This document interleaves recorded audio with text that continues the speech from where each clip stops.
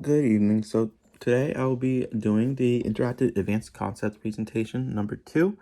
This is the clock reaction experiment. So pretty much in this experiment, we'll be starting with two clear solutions, and they'll be mixed together. And after a certain period of time, these clear solutions will form a color. So I'll show you exactly what items will be needed for this experiment. So for the experiment, I have my 3% peroxide solution, 1,000 milligram tablets of vitamin C, some iodine, and cornstarch. So I'll be using all of this to make two solutions. Like I said, we'll have a solution A and a solution B. In a solution A, it will have the vitamin C tablets, as well as the iodine and distilled water. And in solution B, it will have the cornstarch, the hydrogen peroxide, and more distilled water.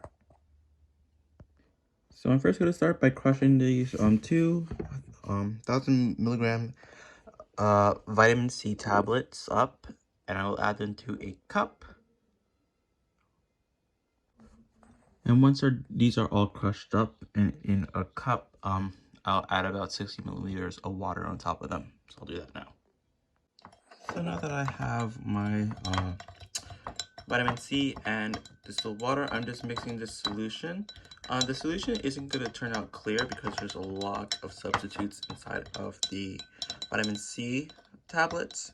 So I'm actually going to filter this out to make it a bit more clear, but I'm going to get started on solution number 2 in the meantime.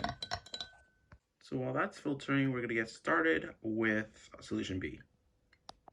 So now I have a bit of cornstarch as well as 350 milliliters of distilled water in my measuring cup here. So I'm going to mix this together. I don't think it will all be dissolved, so I'm probably going to heat it in a microwave just so it comes out a bit more clear.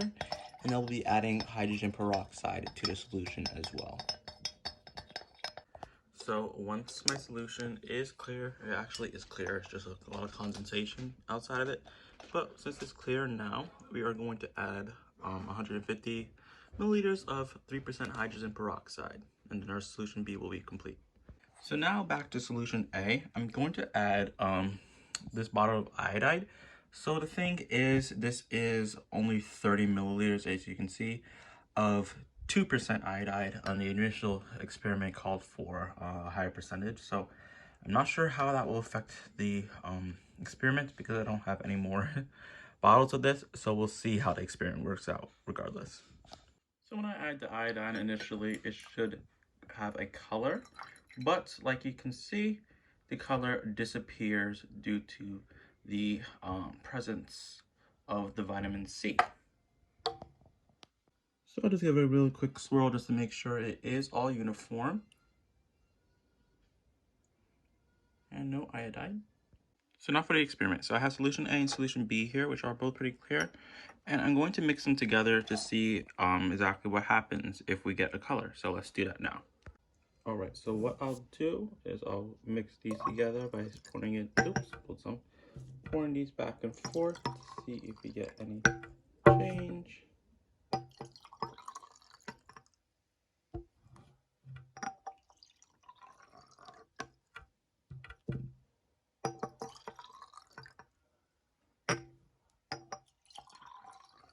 I'm not seeing any change.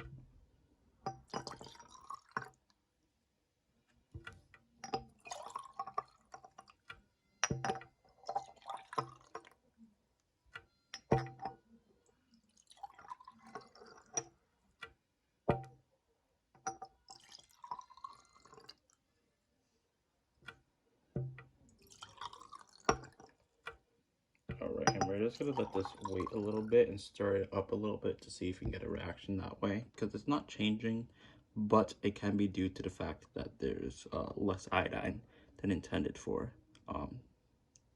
than the experiment requires. I mean, less iodine than the experiment needs.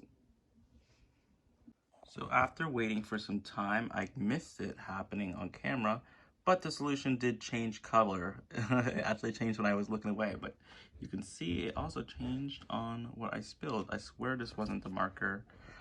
This is definitely the solution just changing.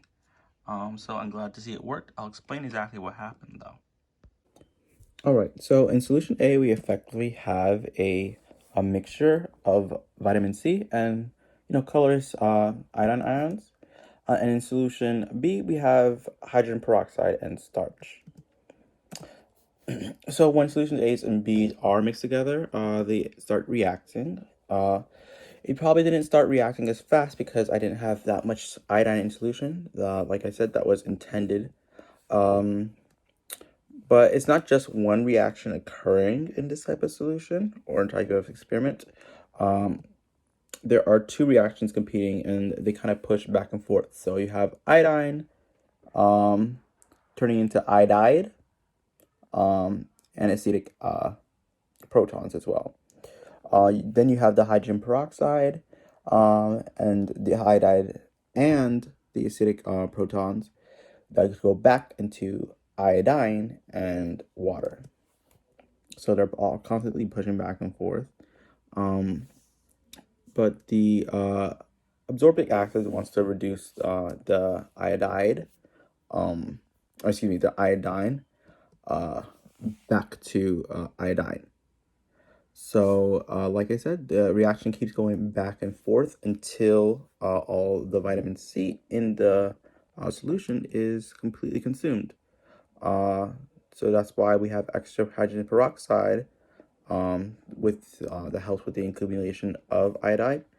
And it results in the color that we see. So it all happens fairly quick as far as the color change. I completely missed it. But I'm glad to see that it worked in the end.